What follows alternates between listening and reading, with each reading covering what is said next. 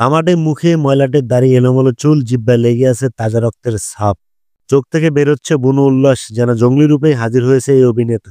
এভাবে জঙ্গলি সিনেমার মোশন পোস্টারে দেখা গিয়েছে সিএম আহমেদকে।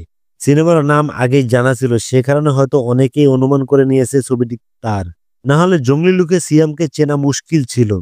এই সিনেমার মোশন পোস্টার প্রকাশ্যে আসার পর থেকে অনেকেই পোস্টারে সিএম এর লুকের প্রশংসা করেছে।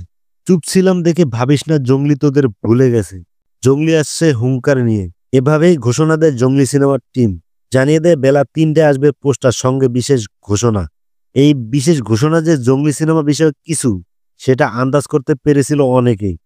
ফলে সিএম এর ভক্তরা অপেক্ষা ছিলেন ঘোষণার।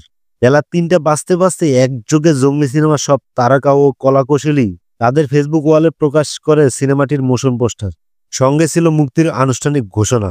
পোস্টারের ক্যাপশনে লেখা, জঙ্গলে বাঘ ঘুরলে খাইবে সব এক ঘাটের জল, শিকারই হইব শিকার, বইবে নদীর রক্ত জল, মহামারী যতই থাকুক মাংস শিরা, খায় না সে ঘাস, দেখে না কাঁচা নাকি পোড়া, আর মানুষ নাকি ঘোড়া, জঙ্গলি আসে এই ঈদ উল ফিতরে।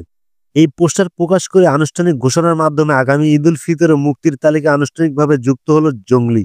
প্রকাশিত এই পোস্টারে ভিন্ন এক সিএমকে দেখা গেল।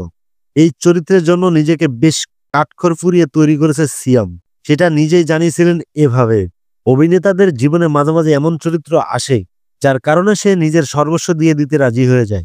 জঙ্গলি আমার জীবনে তেমন এক চরিত্র হয়ে এসেছে এই বছরে। হয়তো চুলদাড়িতে এক্সটেনশন লাগালেই হতো, তবুও প্রায় ৭ মাস চুলদাড়ি কাটিনি।